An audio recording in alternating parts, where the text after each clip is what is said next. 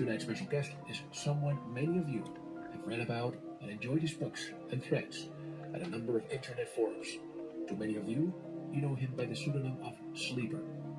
Lou Baldin, author of In League with a UFO and A Day with an Extraterrestrial. And before we proceed with our interview with Lou Baldin, I have someone who would like to introduce him to you. Ladies and gentlemen, our friend, John Lear. Hello, John, how are you? Hi, Mel. How's it going? You know, a few years ago, when I got to page 20, I instinctively knew that this information was real. And how did I know? Well, to go back 25 years, when I first started looking at this UFO question in 1985, after having read Bud Hopkins' Missing Time, a book by Bud Hopkins that you could not put down because of the evidence he presented. Then Whitley Strieber's book Communion came out and added truth to Bud's book. I then fell into a whirlwind of nonstop investigation, and since we didn't have much of an internet in those days, it meant using snail mail and a lot of driving around for interviews. I drove throughout Arizona, Colorado, New Mexico, meeting what were then the big names in ufology: Bill Steinman, Bill Hamilton, Paul Benowitz, Tom Adams, Linda Howe, Chris Lambright, Colonel Ernie Edwards, Clifford Stone, and a curious fellow named Jim Spicer, who ran a forum called Pyramid and who tried to get me to go into a UFO hoax with him. I refused, but through Pyramid I met Bill Cooper, and there were many others that I met and listened to, and I can safely say there weren't many UFO stories I hadn't heard. Then came the channelers like the A-Star Command and J.Z. Knight and Ramtha. Piles and piles of information accumulated until I had one 4-drawer legal-sized file cabinet completely full and filed with information. Then Bob Lazar came along and gave me a huge information dump. I thought that would be the end of any real secret information I would ever get. However, as I got to about page 20 on our Extraterrestrials Real thread, read both of Lou's books, A Day with an Extraterrestrial and In League with a UFO, and then the follow-on thread on ATMs, then Lou's own forum, Extraterrestrial Speak, I knew that this information was real. Now, there are about 6.5 billion people on this planet who will never read or have this information and will stumble around, most of whom don't even care what's going on, other than that they have to feed themselves and their family. For the few that do care about what's going on, they will, most will read Lou's stuff and dismiss it as baloney. But the minuscule amount of people, I am guessing less than 1,000, know instinctively that what Lou says is the truth. And one of those 1,000, I think, as one of those 1,000, I think the information was exciting, mind-expanding, stimulating, and absolutely, without a doubt, true. Secretly, I think Lou brought this information just for me, because of those 1,000 people I mentioned, many don't understand the true nature of Lou's information and its implication that is live your life with integrity and without envy, hate, or greed. And the reason I say not many understand the true nature and implication is because I see so many questions to Lou that only start out, well, what about, or what if I, or, well, does that mean? They're always trying to find a way around, but there are no ifs, ands, or buts. Live your life with integrity and without envy, hate, or greed. Now, Lou didn't answer every question, and many times was evasive, but this is because he knows the limit of what we should be told. Lou once said, and I quote, all humans have the capacity to know inside their soul the first step to unlocking the information is believing that's possible. The only danger is that if you become too enlightened while on Earth, you can also become an outcast because you still have to live around people that are not.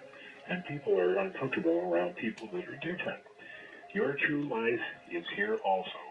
What you do on this plane of existence is part of what you are, knowing that real truth is not essential, but it helps.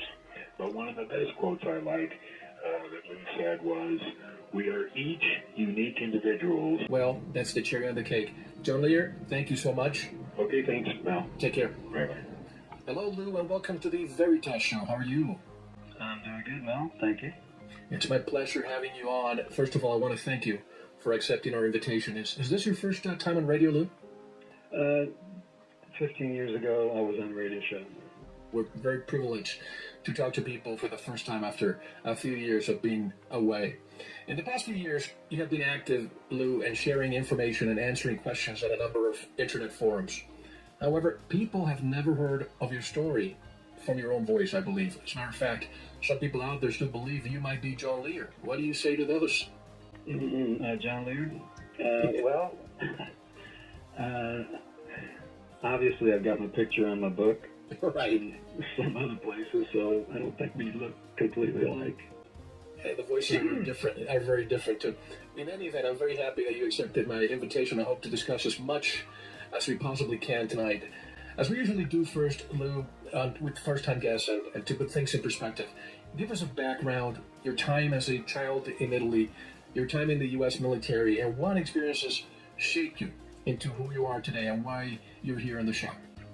Well, as a child in Italy, it was a few years after the Second World War, and Italy was still a little shell-shocked.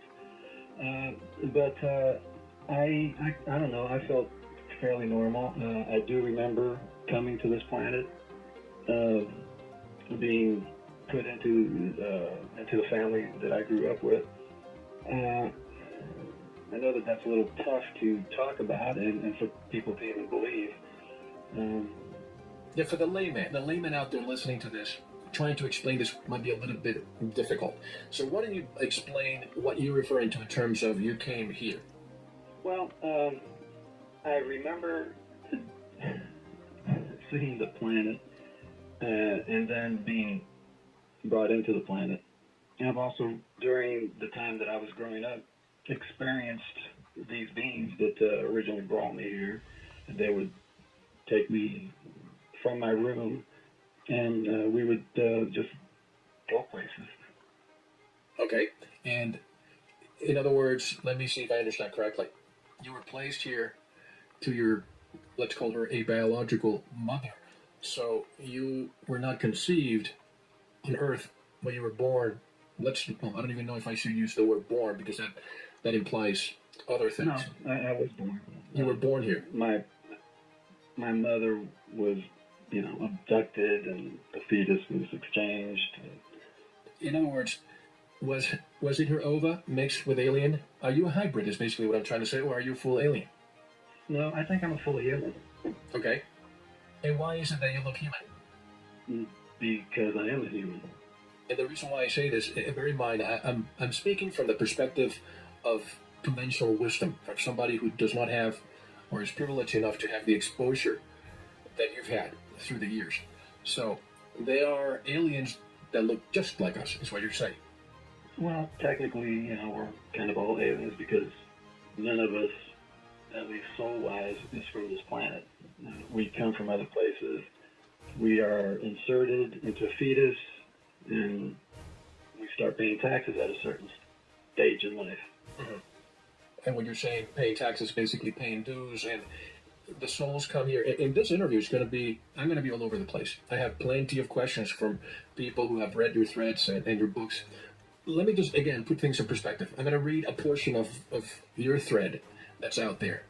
Quote, once upon a time, I was in the United States Army, and I not only saw alien spaceships, but I was in one. Inside the ships is real-life Alice in Wonderland stuff. Distinguishing what is real or imaginary is impossible. It's another dimension like the Twilight Zone. Perhaps everything is real, but while inside the ship, the atmosphere is like a drug-induced experience, and difficult to differentiate between reality and imaginary. The minute you step out of the craft, the mind goes back to normal, unquote. So, again, to put the skepticism to rest, how are you certain this was not a dream, perhaps drug-induced mind control, or anything else the military may have tested on you? Well, the military certainly does a lot of that, and I was aware of it. But the thing is, I was in these situations for years way before I went into the military. So it wasn't like I went into the military, they started experimenting on me and making me hallucinate with these alien beings and what have you. Right. When I was in the military, it was not like a big shock. I was kind of still accustomed to what was going on in my background. I was not aware of everything because they, to keep you where they keep you, you can't be running around talking about stuff like this. So, when you say they, who blocked your memory? The military or the aliens? No, the people who brought me here, the okay. so-called aliens. Yeah, the military, basically, I was kind of a curiosity. They didn't know if I was a human or an alien. They didn't really mess with me. They just kind of watched me to see if I was going to reveal certain things about the ship.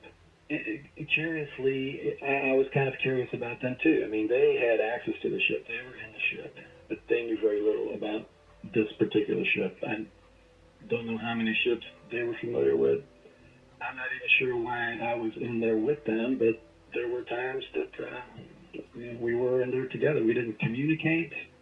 They did their thing, and I did mine. Almost like business. Don't talk, just do your job. Basically, yeah. So let me ask you, when you joined the military, did you disclose to them this?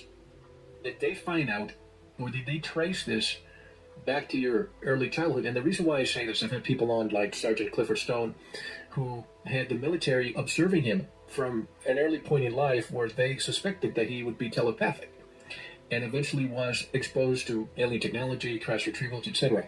In your case, how did that happen? How did that transcend with the military observing you before you joined? They knew about me way before I was in the military. I'm sure they even knew from day one that I came on this planet. So when you joined the military, I would presume that not that you received different treatment as any other private would when they joined, but tell us about the transition from private life to military life and what happened the first, well, you were there for 3 years, am I right? You're right. Okay, tell us about your experience with the military. Well, my military career was as normal as the next guy. I mean, I had military, went through basic training, then I went through other types of training. I trained as an electronic specialist. I trained I was with an Army unit. I was the tank driver. I was in medical supplies. Why they put me in so many different, of course that was not necessarily unusual. Many military people get training in many different fields. What was the question again? No, just I wanted to see what your experience in the military was, to see if there was anything non-traditional or just the exposure that you received. No, everything pretty much normal, except that every now and then I got to see a little bit of the paranormal side of what the military's got. That was my question. Tell us about that.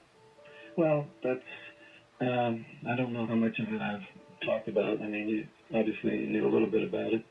A lot of it was when I was overseas, stationed in Okinawa. Okay. Okinawa basically is a few hours away by flight, depending on what type of craft you're on, to Vietnam. And back in those days, they were trying to reduce the American presence in Vietnam, and of course they reduced the troop numbers theoretically. But they had a whole bunch of us still in Okinawa, and from there we did a few things that I still can't go into at all. And this is, of course, in the early 70s, am I right? Yeah, right. Okay, so of course in the middle, during the Vietnam conflict. Correct. Okay. And is there anything that you can share with us that's not classified of the things that you were exposed to? Well, it's all classified. The technology, the equipment that the United States Army had, and some of the stuff that also the Viet Cong had.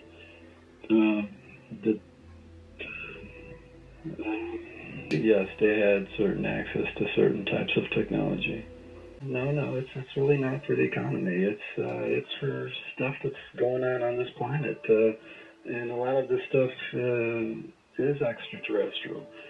You know how crazy that sounds to most people. You know, extraterrestrials down here messing with mankind. Well, yeah.